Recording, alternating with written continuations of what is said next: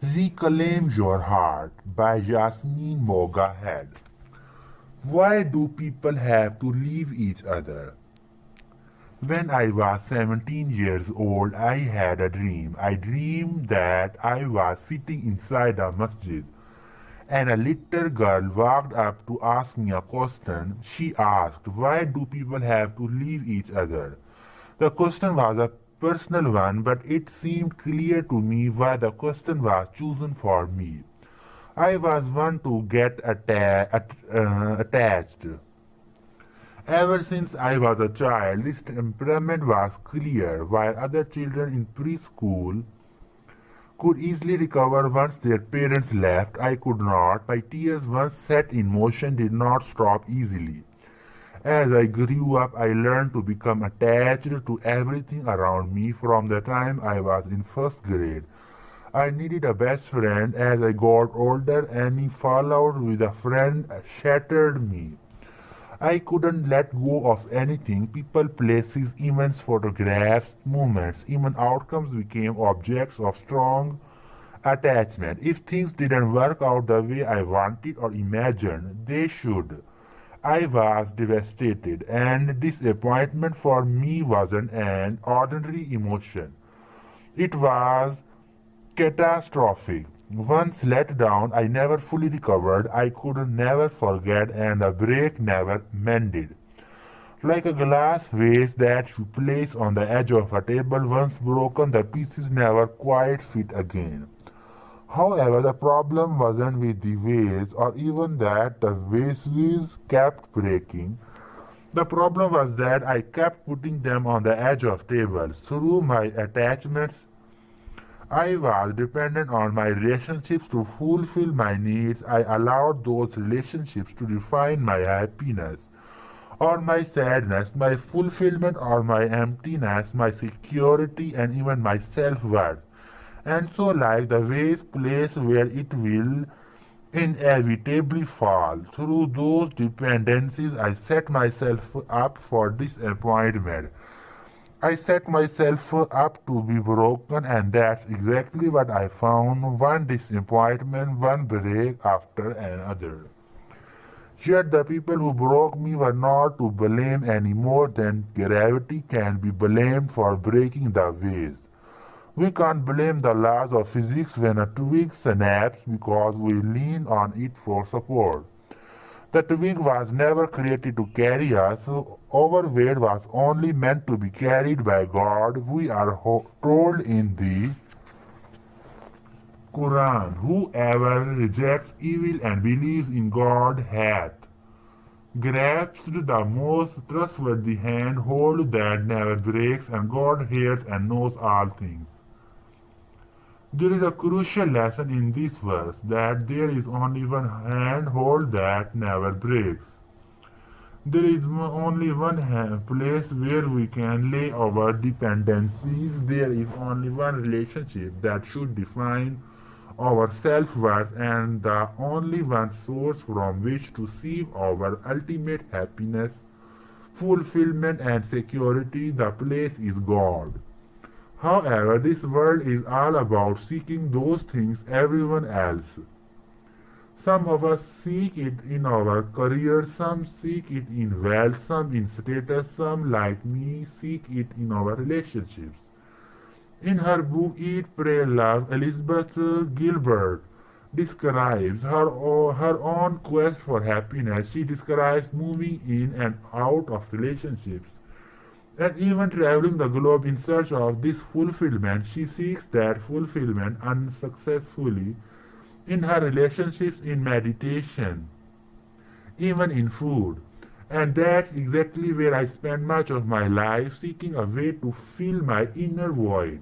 So it was no wonder that the little girl in my dream asked me this question. It was a question about loss, about disappointment. It was a question about being let down, a question about seeking something and coming back empty handed.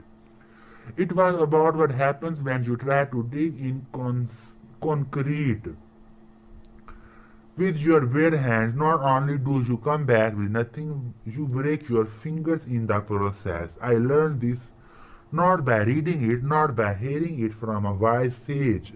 I learned it by trying it again and again and again. And so the little girl's question was essentially my own question being asked to myself. Ultimately, the question was about the nature of the dunya as a place of fleeting moments and temporary attachments, as a place where people are with you today and live or die tomorrow.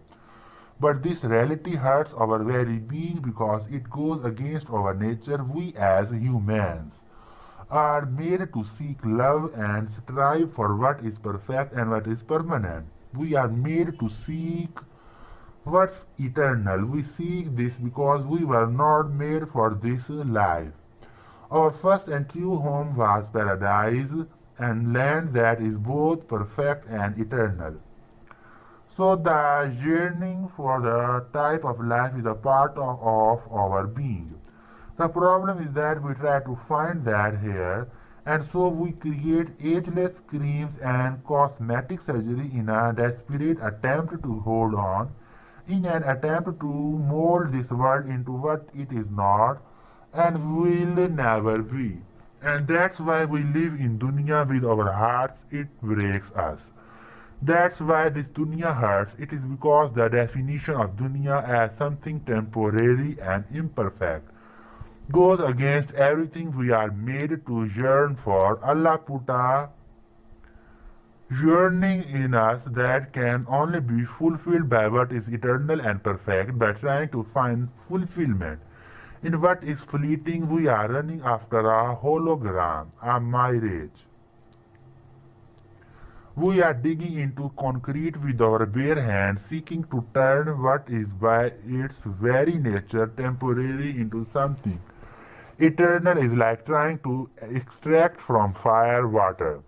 You just get burned. Only when we stop putting our hopes in dunya, only when we stop trying to make the dunya into what it is not and was never meant to be, Jannah, will this life finally stop breaking our hearts. We must also realize that nothing happens without a purpose.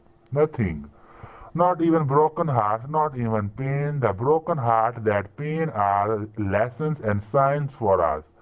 They are warnings that something is wrong. They are warnings that we need to make a change, just like the pain of being burned is what warns us to remove our hand from the fire. Emotional pain warns us that we need to make an internal change. We need to detach. Pain is a form of forced detachment. Like the loved one who hurts you again and again and again, the more dunya hurts us, the more we inevitably detach from it, the more we inevitably stop loving it. And pain is a pointer to our attachments, that which makes us cry, that which causes us the pain is where our false attachments lie, and it is those things which we are attracted as.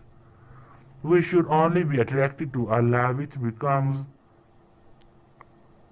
barriers on our path to God. But the pain itself is what makes the false attachment evident. The pain creates a condition in our life that we seek to change, and if there is anything about our condition that we don't like, there is a divine formula to change it. God says, verily, never will God change the condition of a people until they change what is within themselves. After years of falling into the same pattern of disappointments and heartbreak, I finally began to realize something profound. I had always thought that love of dunya meant being attached to material things, and if I was not attached to material things, I was attached to people. I was attached to movements. I was attached to emotions, so I thought that the love of dunya just did not apply to me. What I didn't realize was that people, movements, emotions all are a part of dunya. What I didn't realize is that all the pain I had experienced in life was due to one thing, and one thing only, love of dunya. As soon as I began to have that realization, a veil was lifted from my eyes. I started to see what my problem was. I was expecting this life to be what it is not, and was never meant to be perfect, and being the idealist that I am, I was struggling with every cell in my body to make it so. It had to be perfect, and I would not stop until it was. I gave my blood, sweat, and tears to this endeavor. Making the dunya into Jannah, this meant expecting people around me to be perfect, expecting my relationships to be perfect, expecting so much from those around me and from this life. Expectations, expectations, expectations. And if there is one recipe for unhappiness, it is that expectations. But herein lay my fatal mistake. My mistake was not in having expectations. As humans, we should never lose hope. The problem was in where I was placing those expectations and that hope. At the end of the day, my hope and expectations were not being placed in God. My hope and expectations were in people, relationships, means. Ultimately, my hope was in this dunya rather than Allah. And so I came to realize a very deep truth, and an ayah began to cross my mind. It was an ayah I had heard before, but for the first time I realized that it was actually describing me. Those who rest not their hope on their meeting with us, but are pleased and satisfied with the life of the present, and those who heed not our signs, but thinking that I can have everything here. My hope was not in my meeting with God. My hope was in dunya, but what does it mean to place your hope in dunya? How can this be avoided? It means when you have friends, don't expect your friends to fulfill your emptiness. When you get married, doesn't expect your spouse to fulfill your every need. When you are an activist, don't put your hope in the results. When you are in trouble, don't depend on yourself. Don't depend on people, depend on God. Seek the help of people, but realize that it is not the people or even your own self that can save you. Only Allah can do these things. The people are only tools, a means used by God, but they are not the source of help, aid, or salvation of any kind. Only God is. The people cannot even create the wing of a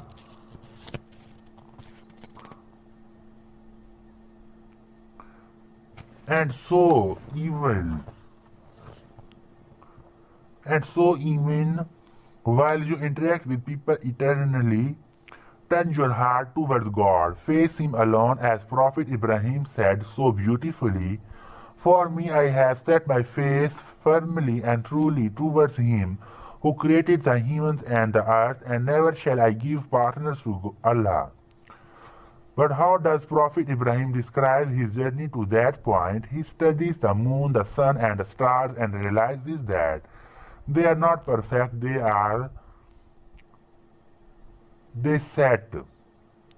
let us down. So Prophet Ibrahim was thereby led to face Allah alone like him. We need to put our full hope, trust, and dependency on God and God alone. And if we do that, we will learn what is meant to finally find peace and stability of heart. Only then will the roller coaster that once defined our lives finally come to an end. That is because if our inner state is dependent on something that is by definition inconstant, that inner state will also be inconstant. If our inner state is dependent on something changing and temporary, that inner state will be in a constant state of instability, agitation, and unrest. This means that one moment we are happy, but as soon as that which our happiness depended upon changes, our happiness also changes and we become sad. We remain always swinging from one extreme to another and not realizing why. We experience this emotional roller coaster because we can never find stability and lasting peace until our attachment and dependency is on what is stable and lasting. How can we hope to find constancy if what we hold on to is inconstant and perishing. In the statement of Abu Bakr is a deep illustration of this truth. After the Prophet Muhammad died, the people went into a shock and could not handle the news. Although no one loved the Prophet like Abu Bakr, Abu Bakr understood well the only place where one's dependency should lie. He said, if you worshipped Muhammad, know that Muhammad is dead. But if you worshipped Allah, know that Allah never dies. To attain that state, don't let your source of fulfillment be anything other than your relationship with God. Don't let your definition of success, failure, or self-worth be anything other than your position with Him. And if you do this, you become unbreakable because your handhold is unbearable. You become uncurable because your support can never be conquered. And you will never become empty because your source of fulfillment is unending and never diminishes. Looking back at the dream I had when I was 17, I wonder if that little girl was me. I wonder this because the answer I gave her was a lesson I would need to spend the next painful years of my life learning. My answer to her question of why people have to leave each other was because this life isn't perfect. For if it was, what would the next be called?